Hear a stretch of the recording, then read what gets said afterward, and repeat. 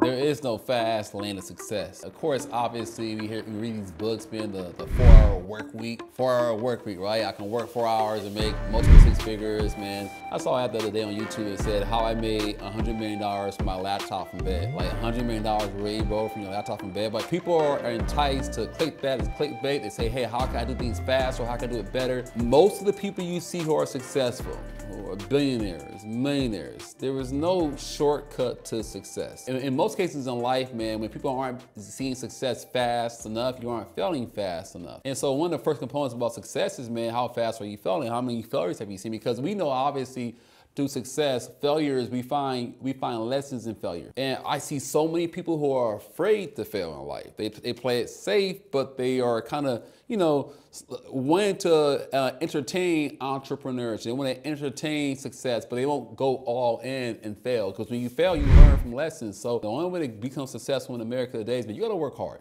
You gotta build something, man. You gotta work hard. You put work in, you build character. Through character, you overcome obstacles. You gotta have some losses in life because losses teach you a lesson too. Some heartbreaks in life, some betrayals in life. Man, I've been betrayed, I've had losses in life, had ups and downs in business. And what I found is that through these lessons, betrayals, through the failures, the ups and the downs in business, I got better every single time. And I got that much more closer to success. Even where I'm at in business today. So success is really, to me, not only, it's not a level of accomplishment because I'm not gonna say, hey, I'm successful in life. Hey, I reached success. It's me pursuing the best version of me. Me pursuing the reason why God made me.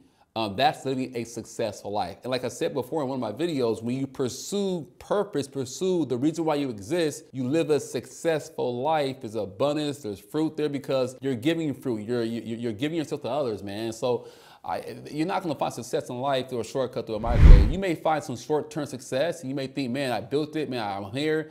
Anything that's given to you quickly can fade quickly. There's a saying out there that says, don't let your talent take you where your morals and values can't keep you. You build something else so quickly, you get there the wrong way, and you can't sustain. We've seen it time and time again. We've seen talented people in different genres of work and different industries become successful and it all falls apart. Why? Because it wasn't built the right way.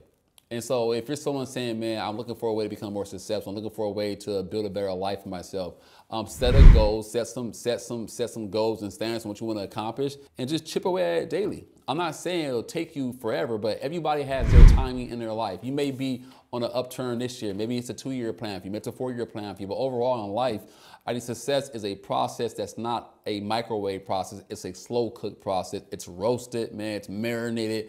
And when you eat it, it tastes delicious. If I would have known how long it would take to accomplish what I accomplished and what I had to go through, it may sound crazy, I may second guess doing it. Because when you get started in a venture, man, you get started in business, no one goes into business and say, hey, I'm going into business, it's gonna take some time to make some money. Most of us go into business and say, hey, 6 months, I'm on top. Got it! 12 months, I'm the best in my industry. Got it! Like we underestimate what should happen short term. We overestimate what can really happen in our lives long term. And it's such a problem in society today because anyone who starts a business, man, wants to make money as fast as possible. Obviously, it's why you got into business for yourself, right? But at the end of the day, I think we don't set clear expectations around what should take place. And so for me, in mentoring people, man, I try and be as zealous as possible about success with them. I want to be excited about what they can accomplish. I want to set goals that are realistic. Also, I want to say, hey, man, let's fall in love with the process. As an actor, fall in love with being a good actor. Don't fall in love with winning an Oscar. Think about it. Look at Will Smith. Just won his first Oscar. Will Smith has been acting for decades. Just won his first Oscar. If he measures success on winning an Oscar year 1, year 2, 3, he's never become who he is. He fell in love with the process. He loves acting. He loves giving his gifts to the world. Eventually, he won an Oscar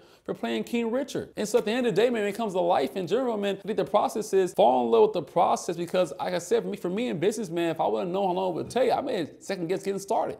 But now when I look back on the man I'm becoming, how I'm growing, how I'm developing myself, skills, levels of conversation with people, I'm seeing, okay, cool, I'm developing to somebody who's just tapping into tapping the tip of the iceberg on what my purpose truly is on this earth. I think every obstacle, every challenge that I've faced in business over the past years, over the past months, has made me stronger. When someone challenges you, when someone says something about you, what do? You got two options. You can say, okay, cool. You can get mad and get upset and say, well, screw him. They suck, man. They're bums. Or you can say, maybe they're right. Maybe I should get better. Maybe I should improve. I take every critic against me as an opportunity to only get better. And so you look at life in general, right? Maybe you're a manager, maybe you're a leader of a company, maybe you are an owner, maybe you're a CEO, and people come and go, but you gotta always ask the question, how do I get better as a leader? And I see too many people use a scapegoat and say, hey, that person wasn't good for the organization. They weren't good for the company anyway. They weren't a good fit. Maybe that's true, but which perspective helps you grow? Everything in life is about you looking, okay, cool, how can I improve? How can I get better? Me and my wife fight about our argument, boom, we make up, okay, cool. It was her fault. Yeah, it probably was her fault, but